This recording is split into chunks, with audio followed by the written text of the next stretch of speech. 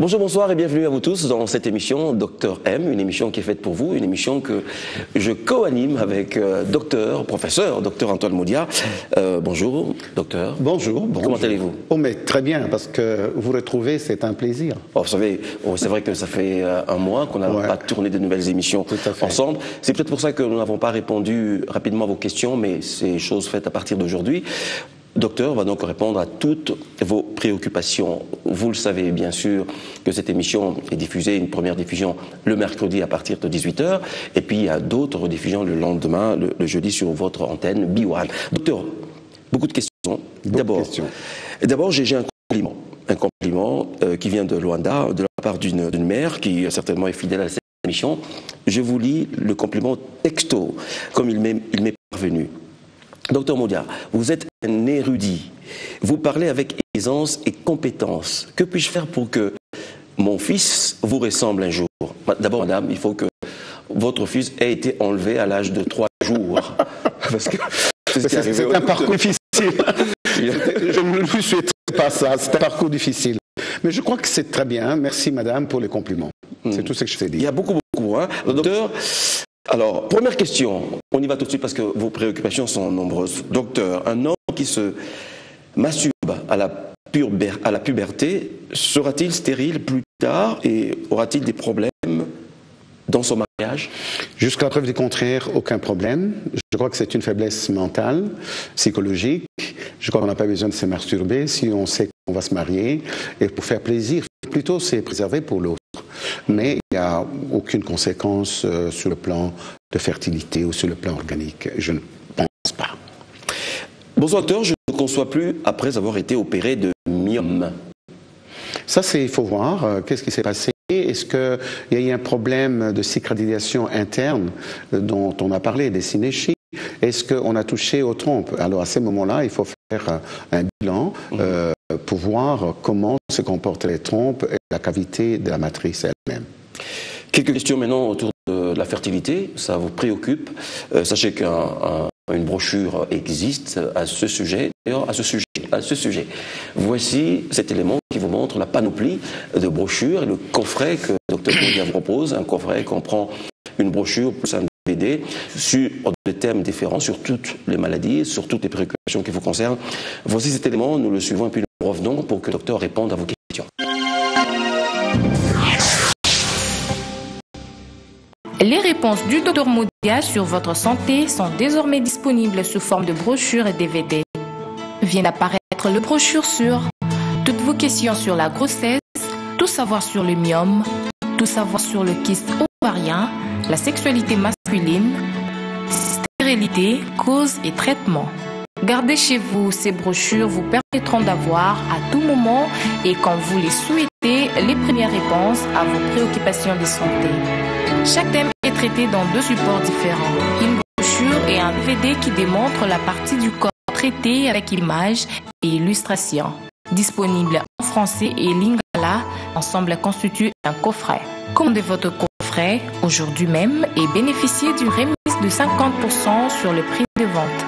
Pour toute commande, choisissez votre brochure et envoyez-nous un SMS au 081 99 11 233.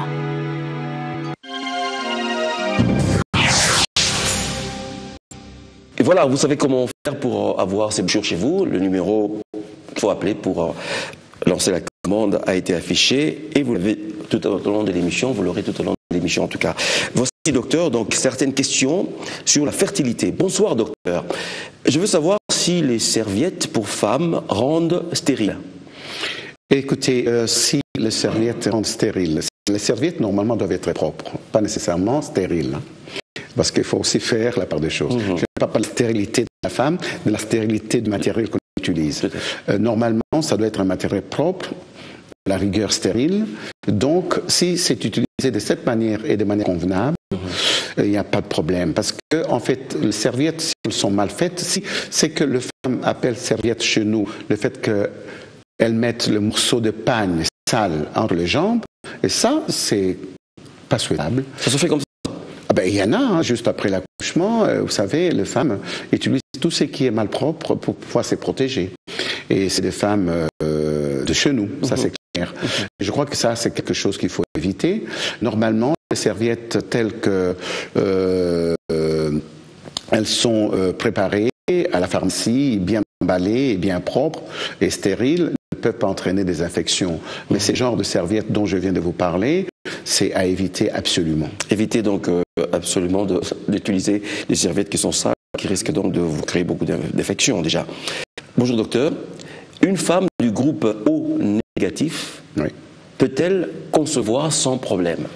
Elle peut concevoir sans problème, ça n'empêche pas la conception, mais sa grossesse risque d'avoir de problèmes lorsqu'elle n'est pas bien suivie, parce qu'une femme O négative, elle peut, à un moment donné, une fois que, surtout lors de la deuxième grossesse, elle peut développer des anticorps anti son enfant qui serait O positif. Si le mari est O négatif, il n'y a aucun problème, mais si, comme on sait que le O négatif, ça ne court pas le rue, ça ne représente qu'à peine 15-30%. Le reste, c'est des O positifs. Donc, il y a plus de chances qu'une femme O négative puisse avoir un conjoint O positif. Lors de la première grossesse, ça ne représente pas un danger. La femme est sensibilisée. Elle risque de développer des anticorps anti son enfant O positif, parce que le positif vient du père, lors de la prochaine grossesse. Et ces femmes-là sont protégées en leur donnant des anticorps. Donc, à ces moments-là, elles vont pouvoir bloquer les antigènes venant du mari, pour qu'elles ne puissent pas développer les anticorps anti-juste de son enfant et provoquer ce qu'on appelle des iso-immunisations pendant la grossesse. Ce sont des complications graves au cours de la grossesse pour l'évolution du bébé. Mais sinon, ça n'empêche aucune grossesse s'il y a autre chose. Donc c'est la présence de ces anticorps-là qui... Oui, c'est-à-dire qu'au départ de la première grossesse, la femme considère que les anticorps, disons les antigènes du mari, sont de corps étrangers. Et donc elle va développer des anticorps anti ces antigènes. Et bien ces antigènes n'agissent pas nécessairement lors de la première grossesse. Ils peuvent poser problème lors de la deuxième grossesse. D'accord, c'est pour ça que vous donnez des anticorps contre les anticorps. Voilà, nous donnons les anticorps anti-antigènes du mari. Très bien. Autre question, toujours de la fertilité, on y va. Docteur, spermatozoïde ya mobali nanga ezalaka mai lokola canne à sucre ekoki kozala nini? Les spermatozoïdes ne sont pas visibles à l'œil nu. Je crois qu'elle est en train de parler des spermes. Voilà. Mai canne à sucre kozala nini, je crois que c'est un peu ça, la couleur normale du sperme. Un peu. Mais ça peut se liquéfier par la suite. Donc quand le sperme sort, donc pendant l'éjaculation, il est un peu, si vous voulez, opaque, consistant, visqueux, mais il se liquéfie dans les minutes et les heures qui suivent. À ces moments-là, ça peut ressembler à ce que la femme est en train de décrire, et ça, je crois que c'est tout à fait normal. Maintenant, il faudra savoir, dans ces liquides-là, dans ces spermes, si vraiment il y a des spermatozoïdes. Et pour cela, il faut aller au laboratoire pour les voir, pour les regarder. Il y a des examens spécialisés pour ça. Donc, madame, il n'y a vraiment pas d'inquiétude. C'est la couleur. Il y a déjà un fait que certains hommes n'ont pas de sperme. Oui, c'est ça. Ça, c'est différent. Ça serait trop compliqué. Ce n'est pas votre cas, puisque vous voyez quelque chose. Docteur, pourquoi dit-on que la période avant les règles est plus dangereuse que la période d'ovulation? Avant les règles, elle est plus dangereuse que la période d'ovulation. Là, on ne comprend pas. Ça pose un petit problème sur le plan physiologique. Je ne comprends rien. Je crois que ça, c'est vraiment ce qu'on appelle... ça c'est de supputation.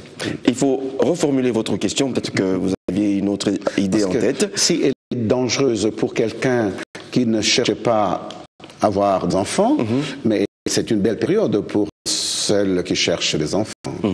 Alors, quelques questions autour de la virilité, où les hommes sont vraiment très inquiets là-dessus. Première question autour de ça. Bonsoir, docteur. Quel est le temps maximal pour satisfaire une femme pendant les rapports sexuels? Ça dépend de la femme d'abord, et ça dépend de l'homme. En moyenne, un rapport sexuel normal, c'est 3 minutes. Hein. Il ne faut pas croire que... Mais il y a des gens qui peuvent aller à 2 heures, 3 heures. Mais 3 minutes, 5 minutes, 10 minutes, c'est vraiment quelque chose de très satisfaisant. Si en plus on peut reprendre les rapports dans le minute ou dans l'heure qui suit, c'est bon. Mais avec l'âge, il faut dire que toutes ces facultés-là, cette virilité peut pouvoir prendre un peu du poids. Et ça pose un petit problème. À partir des 40 ans, 45 ans, si on a un rapport tous les 2 jours, c'est déjà bien, ou une fois par semaine, à partir de 50 ans, c'est bon. Donc il n'y a pas de, comment dirais-je, de prototype, il n'y a pas de canevas à suivre pour ces genres de choses. Ça varie d'une personne à l'autre, mais la moyenne, je dis, tourne autour de 3-4 minutes. C'est bon déjà. Écoutez, docteur, vous risquez de faire quelques petits problèmes dans les couples. 3 minutes, 4 minutes, c'est peu. Est-ce que dans les 3 minutes, vous mettez les préliminaires?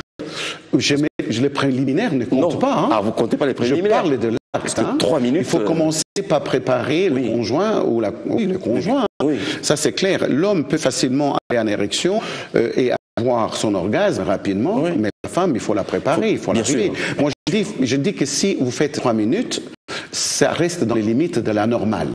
Mais je crois qu'une femme qui prend, ou un homme qui prend le temps pour arriver à un orgasme après 1 heure, c'est un bien, hein? Pas de problème, mais ça ne court pas les rues. Non, ça ne court pas les rues, c'est vrai. Bon, là aussi, vous savez qu'il y a une brochure, vous savez que vous avez beaucoup de problèmes d'éjaculation précoce. On a reçu beaucoup de questions là-dessus. Docteur Modias Penche, nous y reviendrons bien sûr peut-être tout à l'heure ou dans une autre émission. Bonsoir docteur, il arrive que mon vagin devienne sec en plein acte. Je ne sais pas si c'est une anomalie. Qu'en dites-vous? Normalement, elle doit être hyper sécrétante pendant l'excitation, ça c'est possible. Mais si elle est sèche, c'est qu'il faut pouvoir chercher une cause. Une infection bâtarde qui n'est pas tellement, bon, disons, qui ne s'est manifestée pas, qui n'a pas beaucoup de signes. Par exemple, lorsqu'on fait de la chlamydiose, lorsqu'on fait de la candidose, on peut se sécher pendant les rapports. Mais ça, il faudra qu'on puisse examiner de près et voir s'il y a moyen de pouvoir faire quelque chose. Sinon, l'excitation entraîne à une sécrétion vaginale pour lubrifier le vagin, pour faciliter le coït. Absolument. Question importante, c'est vrai qu'il y a plusieurs jeunes filles qui ont posé des questions là-dessus, plusieurs jeunes filles qui sont vierges, et pour lutter contre les idées reçues, docteur Modias va répondre clairement à votre préoccupation. La voici. Bonsoir docteur, si une fille de 25 ans est toujours vierge, est-ce qu'elle aura un problème de conception? Pas du tout. Si elle n'a pas eu d'autres raisons pour avoir des problèmes de conception. Hein. Ce n'est pas le fait qu'on soit vierge qu'on doit être fertile tout de suite, hein, vous savez. Donc d'autres causes, d'autres raisons existent. Ça peut être une cause fonctionnelle, ça peut être le mauvais fonctionnement de son axe. Hein. L'hypothalamus hypophyso-ovarien, on en a parlé. Ça peut être un problème de malformation au niveau des trompes, mais sa virginité n'a rien à voir avec cela. Okay? Au contraire, sa virginité la protégerait contre les causes infectieuses, par exemple. Le fait qu'elle n'a pas de rapport, elle a beaucoup plus de chances de ne pas voir ses trompes s'abîmer par des infections sexuellement transmises. Vous comprenez? Donc, mais le fait de ne pas être vierge ne peut pas vous donner les certificats de virginité. Parce que d'autres raisons peuvent expliquer votre infertilité plus tard, au moment où vous dites, voilà, je me suis préservé pendant 25 ans, maintenant je vais avoir des enfants, mais c'est pour ça qu'il faut des examens prénuptiaux, pour savoir si en dehors de votre virginité, s'il n'y a pas autre chose qui pourrait expliquer éventuellement l'infertilité plus tard. Toujours dans le même sens, une autre question. Bonsoir docteur, je suis marié à 29 ans, vierge. Et je ne comprends. Félicitations. Félicitations. Non, je trouve que franchement, c'est parce qu'il n'y a pas beaucoup dans notre histoire, dans notre génération. Je ferai certainement une émission entre nous autour de la virginité. Je crois bien. Oui, il faut enlever toutes les idées reçues, toutes les fausses idées, les attaques inutiles qu'on vous fait là-dessus. Alors je reprends la question. Bonsoir docteur, je me suis marié à 29 ans, vierge, et je ne conçois pas. On me dit que le fait d'être vierge serait l'une des causes de mon infertilité. Archi faux. Archi faux. Archi faux. Il y a peut-être certainement une autre raison, mais il faut se regarder le mari. Parce que, en fait, pour concevoir, il faut être deux complètement bien constitués et avoir la possibilité de pouvoir avoir des enfants. L'infertilité, c'est un problème de couple. Vous pouvez avoir 29 ans avec des trompes impeccables parce que vous n'avez pas eu des infections, mais si le mari ne peut pas vous féconder pour une raison ou pour une autre, eh ben, il y a un problème. C'est pour ça que bon, je me dis qu'elle vient de se marier, elle ne va pas attendre, elle ne peut pas venir 3 mois après. Je crois que 6 mois, elle a quand même 29 ans, parce qu'il faut dire qu'elle est quand même un peu âgée. Si elle tombe enceinte aujourd'hui, ça s'appellera une primipare âgée, une primigeste âgée. C'est-à-dire que quelqu'un qui a pris de l'âge. Hein. Bon, je n'ai pas... non, mais c'est vrai. Donc, écoutez, l'âge de conception autorisé va des 18 ans à 35 ans. Hein. Donc, quand on s'approche à 29 ans, on est en train de pouvoir sortir de cette fourchette. Donc, mais je ne dis pas que c'est soit un crime de pouvoir se préserver. Tous les problèmes, c'est que la grossesse doit être bien suivie à ces moments-là. Mais il n'est pas dit que le fait qu'on n'ait pas eu de rapport avant le mariage jusqu'à 29 ans vous met à l'abri d'un problème de fertilité. Je dis ça peut être un problème lié à la femme elle-même, pour d'autres raisons, qui est infectieuse. Et ça peut être, si elle n'a pas été déviergée avant le mariage, elle peut avoir été opérée. Pourquoi pas? Tout ça, il faut voir s'il n'y a pas eu d'intervention, s'il n'y a pas un problème, une malformation congénitale. Mais je crois, encore une fois, c'est quand on a ces genres de problèmes, il faut aller voir son médecin pour faire un bilan, une exploration de fertilité pour voir s'il n'y a pas un problème quelque part en dehors de sa virginité. Je pense que vous avez la réponse à votre question. Donc, la virginité n'a rien à voir. Continuez plutôt, vous les autres filles qui nous écoutent. Vous préservez. Préservez-vous, hein, ça ne sert à rien de l'éviter parce qu'il y a des idées qui courent, hein, il faut le faire le plus souvent, faire l'amour le plus souvent, plutôt pour être... C'est des imposteurs. C'est des imposteurs. Ce sont des hommes qui veulent avoir les filles qui facilement qui racontent des bêtises de ce type-là. Alors, 3 questions des OSS qui ont été lancées. Bonjour docteur. Nazana posa ya koya kozwa lubiko. Sanga adresse. L'adresse. L'adresse s'appelle Kili. L'adresse c'est moi, donc vous appelez le numéro qui s'affiche, il n'y a aucun souci, on vous dira comment voir docteur. Bonsoir docteur, moi Sinanga a totalisé 2 ans sans co-régler. C'est possible ça? Non, c'est pas normal. 2 ans après un accouchement où il faudra qu'on précise. Parce que si elle allait, si elle a accouché, elle continue à allaiter pendant 2 ans, il est possible qu'elle ne puisse pas avoir ses règles, elle ne puisse pas ovuler non plus. Mais sinon, ça devient un problème, il faut aller voir son médecin. 2 ans, c'est beaucoup. Surtout quand elle a commencé à avoir ses règles et que de manière brutale qu'elle ne les ait plus, ce n'est pas acceptable. Donc très bien, le docteur avait déjà dit ça, on a insisté sur le fait qu'elle peut ne pas avoir ses règles si elle allaite. Elle n'aura pas ses règles. Elle peut ne pas les avoir. Elle peut les avoir. Elle peut pas les avoir. Ce qui est vrai, c'est que les ovulations sont difficiles, mais ça n'exclut pas une grossesse accidentelle. Très bien. Alors, c'est une qui venait de l'Angola, de Luanda. Vous êtes en tout cas nombreux à écouter de l'Angola, nous suivre de l'Angola. Je vous en remercie. Je vous remercie de votre fidélité. Autre question. Bonsoir docteur. J'ai déjà mis au monde un mort-né. Je totalise 5 ans sans concevoir. Ai-je une petite chance de concevoir un jour? Je crois que toutes ces chances sont là. Tout dépend de ce qui s'est passé à la suite de cet événement malheureux. Mort-né, ça peut entraîner de problèmes, d'infections, si on n'a pas bien pris en charge le cas. Mais je crois que, comme je viens de le dire, il faudra voir pourquoi. Parce que la question, c'est toujours pourquoi une femme qui a conçu normalement, eh bien, arrive à cette situation. Qu'est-ce qui s'est passé par la suite? Et surtout, pourquoi cet enfant est mort? Et tout ça sont des grandes questions que le médecin se pose. Et nous posons. Pour cela, il faut qu'elle puisse venir voir un gynéco, voir un médecin de son choix. Vous vous posez cette question et vous y répondez, vous trouvez? Nous répondons, c'est pour cela que nous sommes sur Terre. Tout à fait. Si nous étions là pour le beau jeu de nos malades, donc c'est-à-dire qu'en fait, la médecine, c'est résoudre le problème de manière rationnelle. Absolument. C'est-à-dire, vous venez avec votre problème, vous me les posez, moi je dois pouvoir mettre la main sur la cause et régler le problème.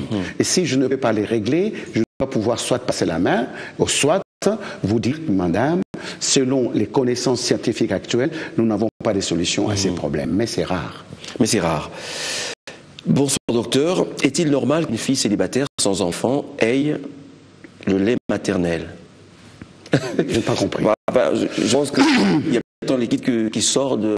donc qu'elle puisse avoir des écoulements. Ma mère. Oui, ma mère. Alors qu'elle a eu... non, elle est célibataire, elle n'a pas d'enfant. Ah, elle n'a pas d'enfant. Elle n'a pas d'enfant. Elle commence à avoir des écoulements mammaires. Voilà. C'est une pathologie qui existe. C'est une pathologie. Oui, mais qui peut même interférer avec la fertilité. Ok. Donc il y a une hormone qui est responsable de la sécrétion de lait qui ne peut pas se produire normalement en dehors de la grossesse après l'accouchement. Ok.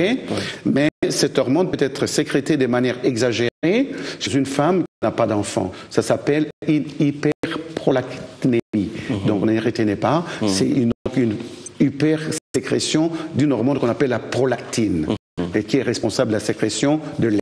Et le fait d'avoir cette hormone sécrétée de manière exagérée, ça peut entraîner une lactation, je dirais, en dehors du moment où elle devait normalement avoir son lait pour son enfant. Et ceci a une implication sur le plan de la fertilité. Ça perturbe l'axe hypothalamo-hypophyso-ovarien dont on n'a pas d'ovulation. Beaucoup parlé. Dont on a beaucoup parlé et on en parlera. On en parlera encore. Bon, docteur, j'ai des petites pertes blanches abondantes. Et des petites abondantes. Ah bon oui, c'est vrai. Je lis, madame. C'est une question qui est envoyée d'ici. Alors, docteur, j'ai des pertes blanches abondantes et des démangeaisons. Qu'est-ce qui peut entraîner tout cela? Et quel produit, je pense qu'il ne dira pas, mais quel produit puis-je prendre? C'était la deuxième question.